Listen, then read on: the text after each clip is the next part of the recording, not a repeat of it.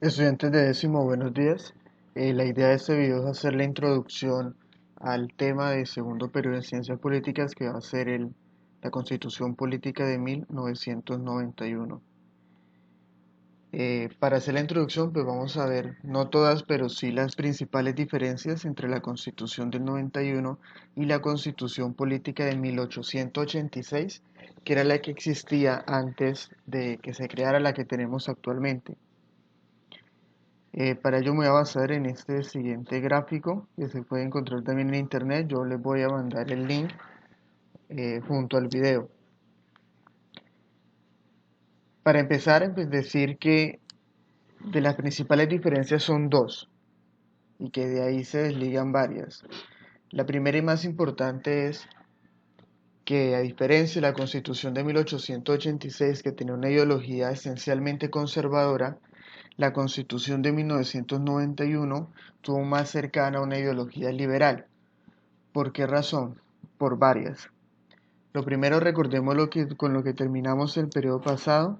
Cuando se crea la Constitución del 91, pues ellos toman la decisión de crear una asamblea constituyente en la que participaron integrantes de varios partidos políticos, entre ellos Partido Liberal, el Partido Conservador y el M19.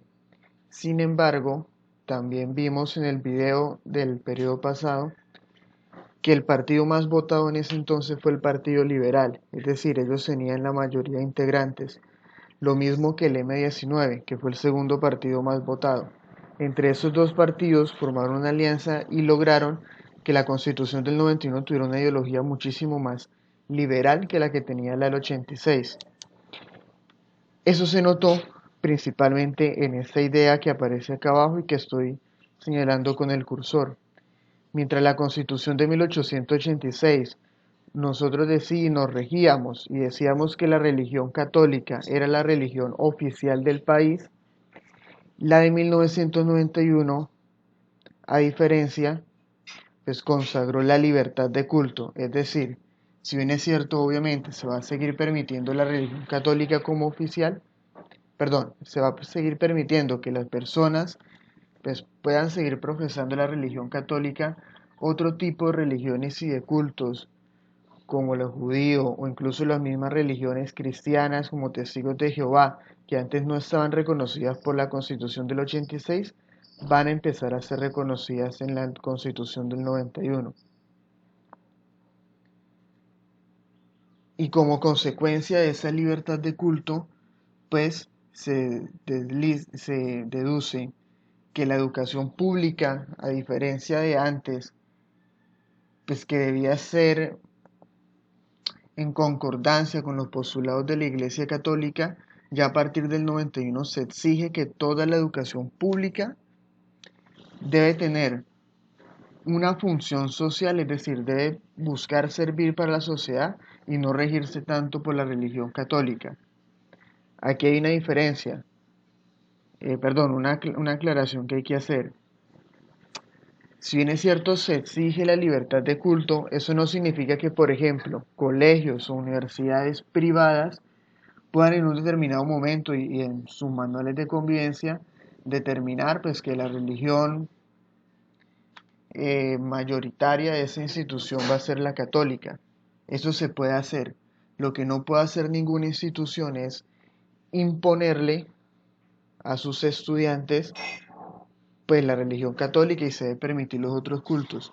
Por eso muy seguramente pues en clases de religión ustedes van a ver pues que se va a basar muchas veces mayormente en el culto católico, pero pues se debe dar la salvedad de que obviamente las instituciones deben permitir las distintas religiones de sus estudiantes.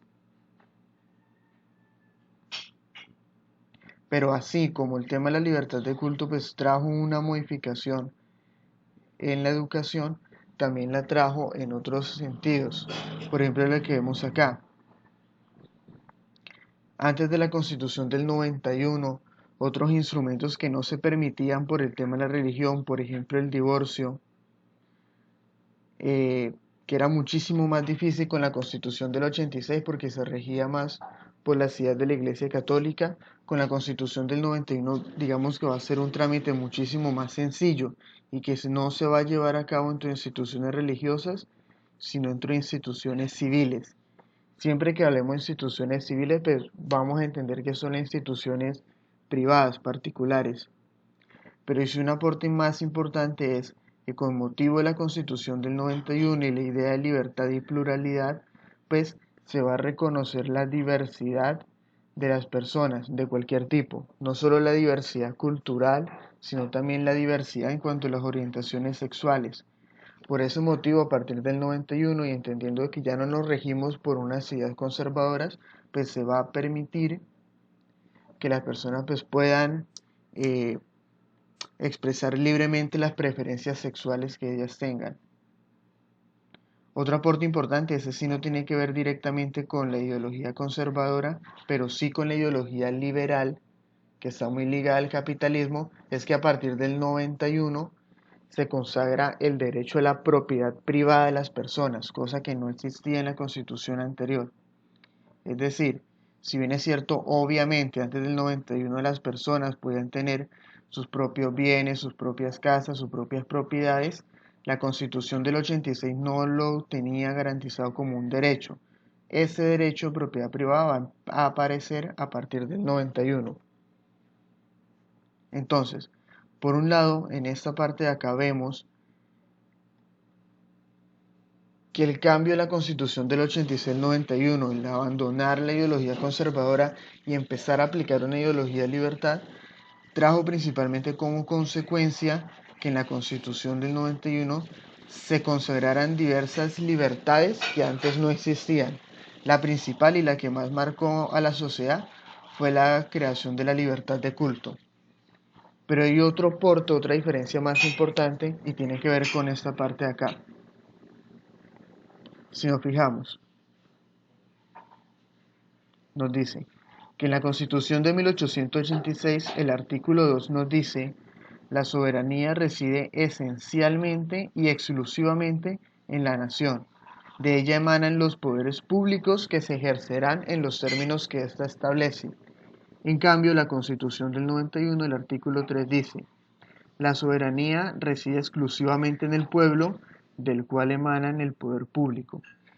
¿Qué diferencia importante trae que la Constitución anterior decía que la soberanía estaba exclusivamente en la nación, es decir, en el país, en el poder? En cambio, la 91 nos dice que la soberanía reside en el pueblo. El principal cambio es que, y lo vamos a ver más profundamente durante el periodo, es que con la Constitución del 91 la importancia va a recaer no en el Estado, no en la estructura del poder, sino que la importancia va a recaer en las personas y en los seres humanos. Todo eso vamos a profundizar, repito, en el periodo, pues qué consecuencias trae. Pero aquí vamos a ver dos.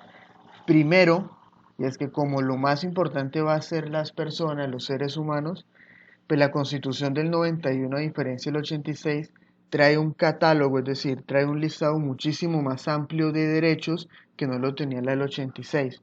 Por ejemplo, en la parte de abajo acá del gráfico. La Constitución del 86 simplemente traía los derechos civiles. ¿Cuáles son esos derechos civiles? Son los derechos políticos que se crearon con la Revolución Francesa en 1789, es decir, el derecho al voto, que el derecho a la libertad, que no hay discriminación. Pero en cambio la Constitución del 91 complementa, es decir, aparte de los derechos civiles, que van a ser los derechos fundamentales a partir de ahora, empieza a crear una serie de derechos que son los derechos sociales, económicos, culturales y del medio ambiente que no estaban fuertemente garantizados en la del 86.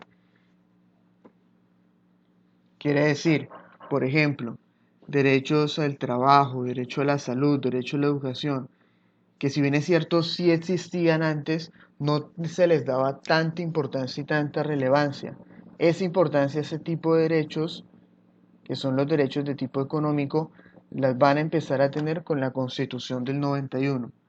Y la segunda diferencia importante es que en la Constitución de 1886 no tenían un mecanismo para que los ciudadanos pudieran proteger sus derechos constitucionales si en un eventual caso alguna autoridad pública pues no los respetaba.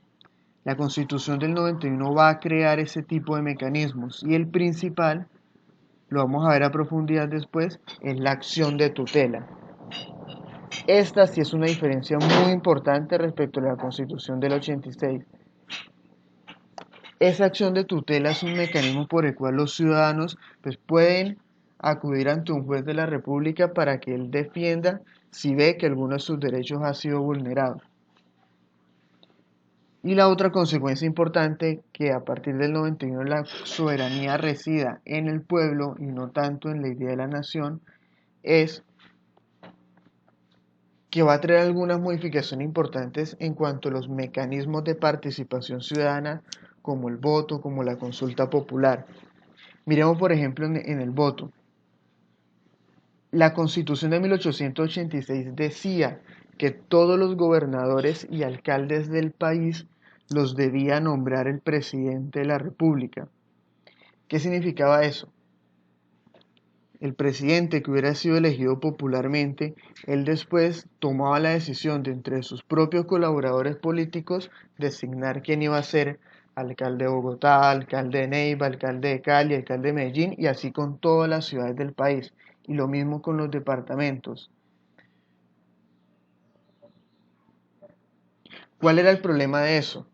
Como ustedes vieron o están viendo con el profesor Cristian, a principios del siglo XX que se dio la hegemonía conservadora, pues si el presidente de la República era conservador, pues muy seguramente él iba a nombrar de alcaldes y gobernador a sus partidarios políticos, sin tener en cuenta cuál era la opinión o la visión que tenían los distintos habitantes de esas ciudades. Y asimismo, cuando en la década de 1930 y hasta mediados de 1940 se dio la hegemonía liberal, pues lo mismo, el gobernante liberal iba a empezar a imponer, obviamente, a sus copartidarios liberales en todo el país. Si bien es cierto, la posibilidad de que las personas votaran por alcaldes empezó a dar desde 1988, la Constitución del 91 lo que hizo fue dejar ya por escrito y estableció en la Constitución que a partir de ahora los ciudadanos tienen la posibilidad y el derecho de votar y elegir a sus propios gobernantes, es decir, elegir a sus propios alcaldes y gobernadores. Lo que quiere decir es que a partir de ahora y gracias a la Constitución, ya el presidente no va a poder nombrar a sus propios funcionarios en esas ciudades, cosa que sucedía antes con la Constitución del 86. Y lo segundo importante es lo que aparece acá, que es lo que voy a aclarar. Cuando al final se dice que se establece la Constitución del 91, un régimen de inhabilidades y de incompatibilidades para los congresistas, lo que quiere decir es que, a diferencia de la Constitución del 86, la Constitución del 91 estableció una especie de mínimo de requisitos que debían cumplir las personas si querían ser congresistas. Entonces, eran un mínimo de funciones y de condiciones que se debían cumplir ahora para poder ser congresista, cosa que no pasaba antes. Por ejemplo, ¿qué significa esta incompatibilidad? Lo que significa es que un congresista que es elegido para senador o para representante de la Cámara solamente debe cumplir esa función. Antes del 91, el presidente de la República podía perfectamente nombrar a un senador al mismo tiempo como ministro o como embajador. Pero ¿cuál era el problema de eso? Que muchos presidentes usaron esa figura, es decir, esa posibilidad de nombrar a los congresistas dentro de su gobierno para, digamos, literalmente comprar algunos votos del Congreso. Lo que quiso en su momento la Constitución del 91, al prohibirles a los congresistas que pudieran desempeñar varias funciones al mismo tiempo, era que ellos se dedicaran exclusivamente a sus funciones dentro del Congreso. El Congreso, lo vamos a ver después, pues cumple dos funciones principales. Uno, que son los legisladores, es decir, son los encargados de crear las leyes del país. Y dos, son los encargados de realizarle control político al presidente de la República y a la rama ejecutiva.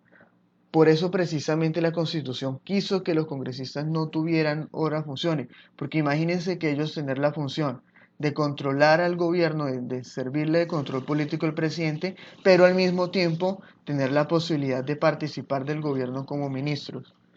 Y la otra, lo que cuando se habla de régimen de inhabilidades, es que una persona que haya sido condenada por un delito anteriormente no puede ser posteriormente congresista. Es decir, que si una persona, un juez le comprueba que cometió un delito, ya después tiene la inhabilidad, es decir, no puede estar habilitado para ser congresista. Esos son, digamos, los principales cambios que han tenido entre las constituciones del 86 al 91. Entonces, repito, para ya cerrar este video introductorio, pues tenemos que las principales diferencias le encontramos: uno, el paso de una ideología conservadora a una ideología liberal que permitió la existencia de diversas libertades; y segundo, la idea de que la soberanía del país reside en la población, es decir, que lo más importante son los seres humanos y en consecuencia se les debe garantizar pues una serie de derechos y asimismo una cantidad de mecanismos como la acción de tutela para proteger esos derechos.